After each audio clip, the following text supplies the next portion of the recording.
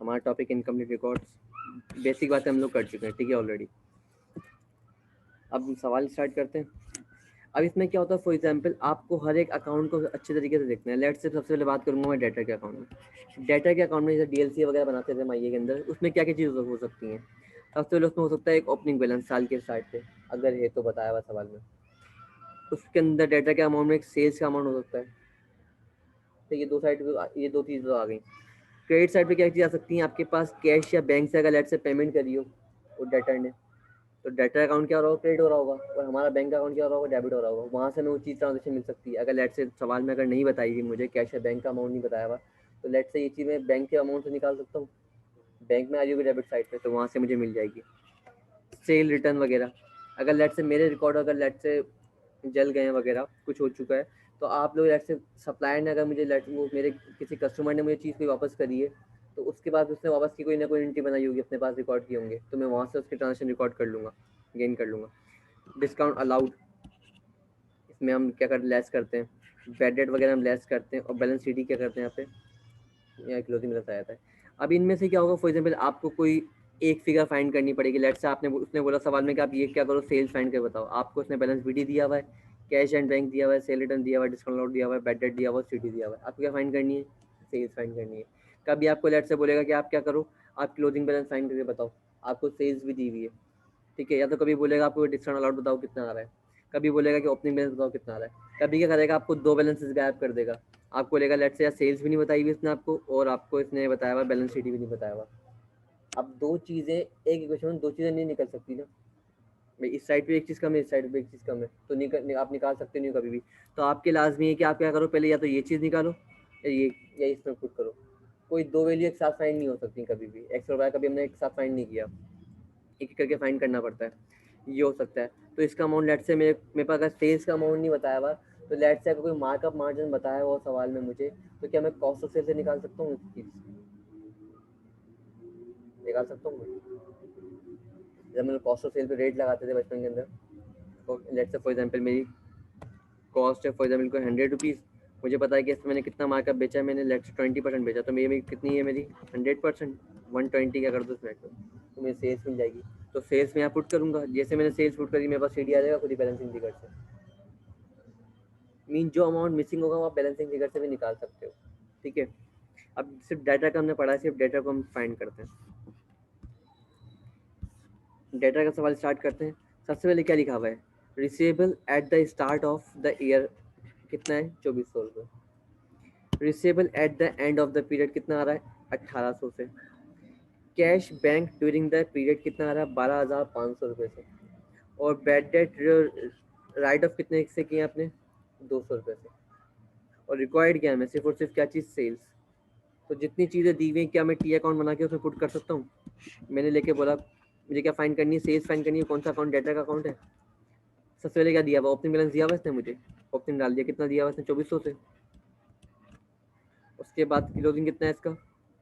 अब जैसे जो चीज़ आती है ना, इसमें आप क्या करो, लिखते जाओ। सेल्स आती है इसके अंदर, इसमें कैश का अमाउंट आ जाता है, इसमें बैंक से अमाउंट आ जाता है, इसके अंदर सेल रिटर्न आती है, इसके अंदर और क्या चीज़, इसके अंदर डिस्काउंट अलाउड आता है, इसके अंदर क्या चीज़ आती है, इसमें बैड डेट आती है, उसमें क्या आती है, सीडी बैलेंस आ जाता है।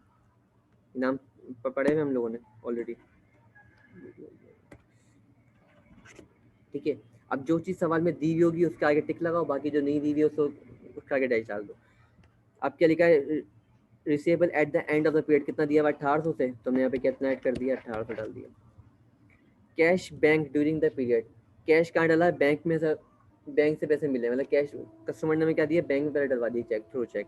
तो मुझे कितना आ रहा है मेरे बैंक में, 12,500 रुपये।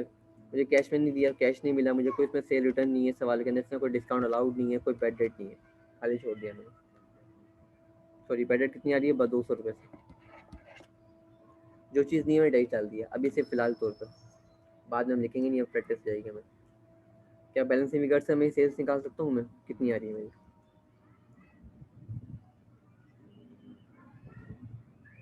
माइनस कर दो 2400, भाई 12,500 रुपये प्लस 200 प्लस 1800 माइनस 2400 रुपये, कितना है हमारे पास ये, 12,100 रुपये।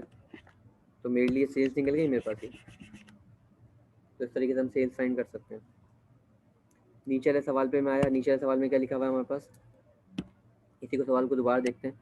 रिसीवेबल एट द स्टार्ट कितना दिया हुआ है मुझे 2400 से, रिसीवेबल एट द एंड कितना दिया हुआ है 1800 से, bank cash bank during the period कितना है 12,500 रुपये, bad debt to the write off कितना दिया हुआ है 200 रुपये से, सेल रिटर्न कितनी दी हुई है 3,500 से, और सेल्स क्या फाइंड करना है, सेल्स फाइंड करनी है। तो ये हमने टी अकाउंट बनाते हैं यहाँ पे डेटर का। ओपनिंग बैलेंस दिया हुआ है मुझे 2400 से, सेल्स क्या करनी है मुझे फाइंड करनी है। मेरे पास बैंक के अंदर बैलेंस दे रहा है कितने से 12,500 से, उसके अलावा इसमें बेडेड भी आ रही है हमारे पास एक, कितने से 200 रुपये से, और मेरे पास सेल रिटर्न का अमाउंट आ रहा है कितने से 3,500 रुपये से, और एक CD बैलेंस आ रहा है हमारे पास कितने से 1800 से। तो क्या मैं इन सबको सम करके इसमें से माइनस करवा दूँ?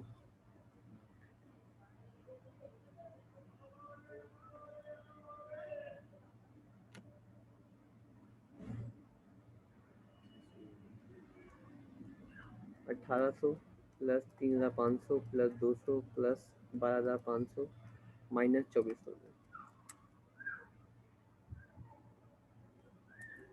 15,600। माइनस किया 2400, क्या चीज़ 2400 माइनस किया, बिल्कुल माइनस किया।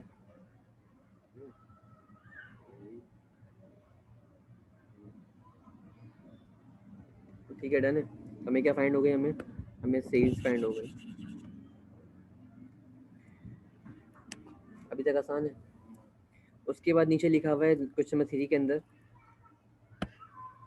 Opening debtor is 50,000, closing debtors is 60,000, discount allowed to debtor is 10,000 at 10%।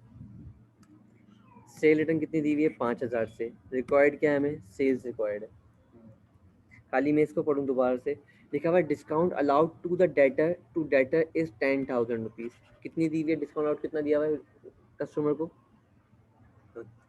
10,000 से दिया हुआ है। वो कितना परसेंट है टोटल उधार का, 10% है। मीन 90% पेमेंट हुई होगी मुझे, और 10% मैंने क्या किया होगा उसको डिस्काउंट दिया होगा। तो अगर लेट से मैं खाली इसी को फाइंड करूँ, तो हम टी अकाउंट बना लें दोबारा से। यहाँ पे डेटर का बैलेंस आ जाएगा, ओपनिंग कितना आ रहा है मेरे पास पहले यहाँ पे, तो 50,000 से। मेरे पास क्लोजिंग बैलेंस आ रहा है कितने से, 60,000 से। इसके अलावा आपके पास बैंक में कोई बैलेंस आ रहा होगा, और आपके पास डिस्काउंट अलाउड आ रहा है कितने से 10,000 से। उससे रिटर्न कितनी है आपके पास 5,000 से। अगर लेट से 10,000 जो है कितना परसेंट है, ये 10% है। अगर तो मुझे फाइन क्या करनी है, मुझे बैंक का बैलेंस मालूम करना है कि लेट से, तो आप क्या करो 10,000 रुपये लिखो, 10,000 जो है कितना परसेंट 10% है। आपको किस पे लेके जाना है 90 पे, क्योंकि 90% आपको पैसे मिले होंगे आपको लाजमी से। कितना आ रहा है 90,000 रुपये। तो आपका टोटल उधार कितना होगा, आप 10,000 को डायरेक्ट पॉइंट 90,000, और उधार कितना होगा आपका टोटल, इसमें से आपको 10,000 उसने क्या, आपने क्या किया डिस्काउंट अलाउड किया आपने, मीन्स आपका टोटल उधार होगा कोई 1,00,000 से। मीन्स आप क्या करो 10,000 को डिवाइड कर दो 10% से, तो क्या आएगा हमारे पास अमाउंट 1,00,000 आ जाएगा। 1,00,000 का 90% हमें पेमेंट हो गई, बाकी 10% क्या दे दिया हमने उसको डिस्काउंट दे दिया। क्लियर है। तो अब देखो यहाँ पे हमने कौन कौन सी फिगर फाइंड करी है, कि हमने बैंक मालूम किया, और हमें क्या मालूम करना है, अब एक सेल्स मालूम करनी है। सेल्स का अमाउंट कितना आ जाएगा 1,15,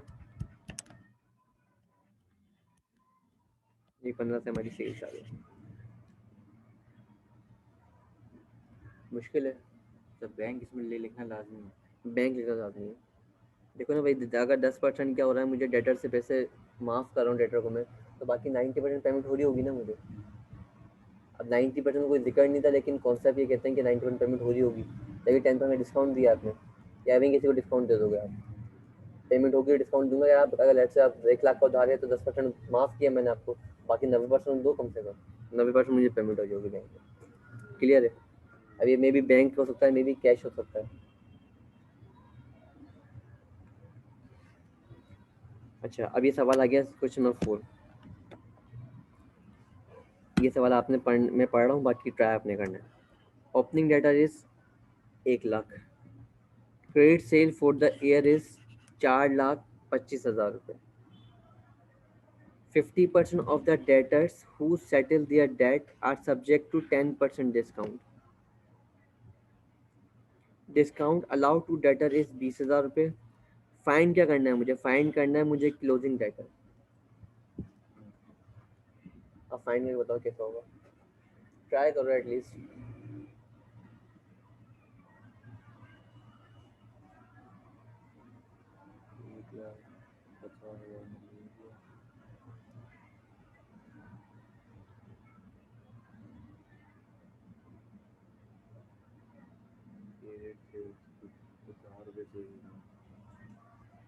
ये तो ऐसे ही आएगा. 1 लाख इधर आ जाएगा, 4,50,25 इधर आ जाएगा.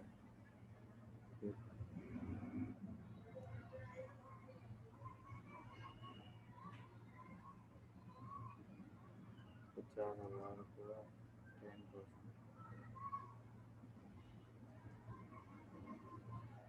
5,000.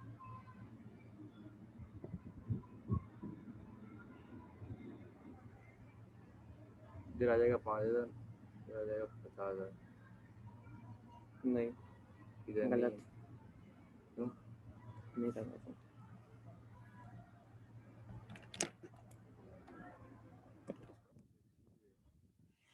एक रिसीव और एक डिस्काउंट अलाउड है. डिस्काउंट अलाउड कौन हम करते हैं? डिस्काउंट रिसीव में मिलता है सामने से. मिल रहा है तो 5,000 चीज़ें आएंगे.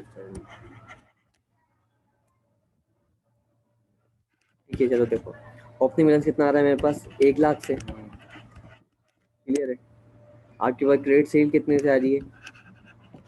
अब क्रेडिट सेल का मतलब है कि आपके पास मे भी कोई कैश सेल्स भी हो, लेकिन डेटा के अकाउंट में कौन सी सेल आएगी? सिर्फ क्रेडिट सेल आएगी. कितने से? 4,25,000 से. क्लियर यहाँ तक? उसके बाद कैश या बैंक का बैलेंस आ जाएगा यहाँ पे. तो आपके पास डिस्काउंट अलाउड आ जाएगा. कितने से डिस्काउंट अलाउड कितने से हो रहा है? 20,000 से.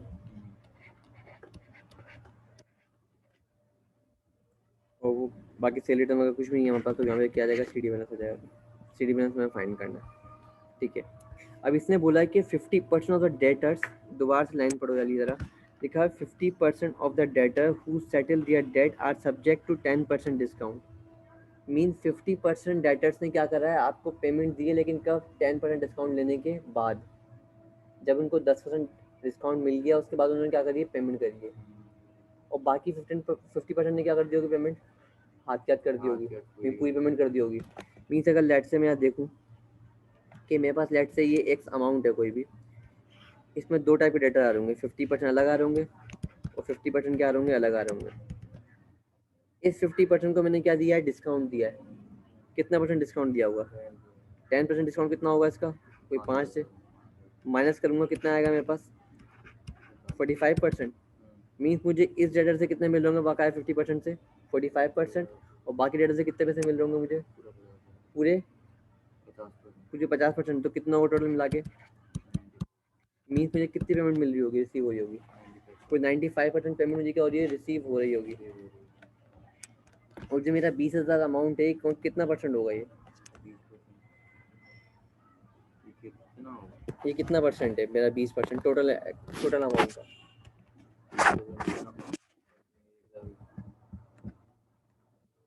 देखो 50% डेटा का मेरा अमाउंट कितना है? 10% है.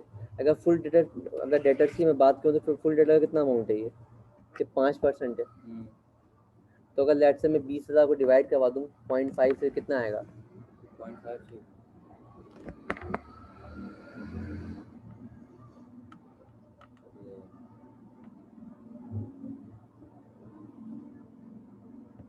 कितना आ रहा है? 4 लाख आ रहा है. 4 लाख क्यों आ रहा है? देखो आप ये देखो, आप देख रहे हो 20,000 रुपये. 20,000 रुपये जो है आपके पास, ये कितना परसेंट है? 10% है. ठीक है. 10% किसका है? 50% डेटर्स का, ना कि 100% डेटर्स का. अगर आप इसको 50% डेटर को डिस्काउंट दे तो कितना परसेंट आएगा? लेट से 5% डिस्काउंट मिल रहा होगा उसको, है ना, जो कि 10% है किसका? हाफ डेटर्स का. अगर टोटल डेटर्स की बात करूँ कितना डिस्काउंट दे रहे हैं हम लोग? 5% डिस्काउंट दे रहे हैं. मीन्स 95% क्या हो रही है? मुझे पेमेंट हो रही है. बाकी 5% में क्या कर रहा हूँ? डिस्काउंट कर रहा हूँ, सही। आपको डिस्काउंट का अमाउंट दिया हुआ है, 20 से डिस्काउंट जो है 20,000 रुपये जो है, 20,000 का कितना परसेंट है, टोटल डेटर्स का 5% है। आपको कितने परसेंट चाहिए, आपको बाकी पेमेंट हो होगी, आपको कितने से 95% से पेमेंट आ गया आपके पास, कितने से 3,80,000 रुपये।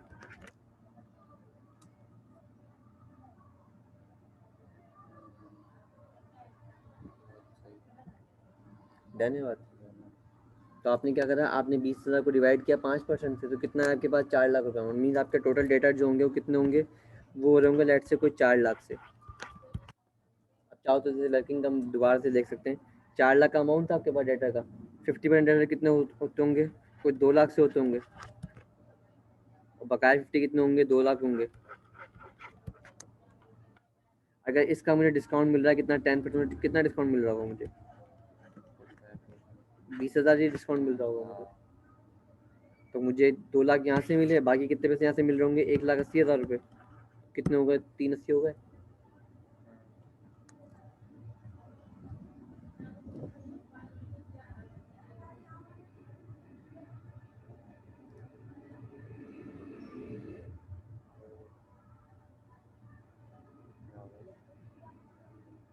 अच्छा 5% आ रहा है उसका 20,000। डिवाइड करो, आप मल्टीप्लाई करो। डिवाइड बाय ये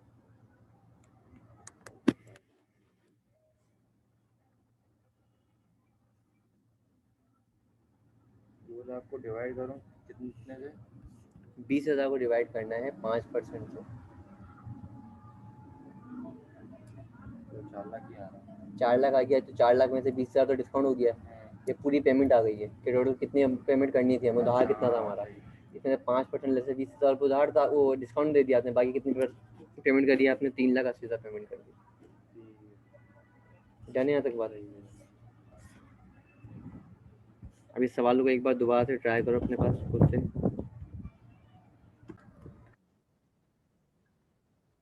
जीडी भूल गया, कितना हो गया ये, 5,25 माइनस 4,01,25, ये बस ये था, ये सीडी बैलेंस आ गया। क्लियर बैलेंस, ये भी हमने फाइंड करा, कैश एंड बैंक का बैलेंस और ये सीडी बैलेंस।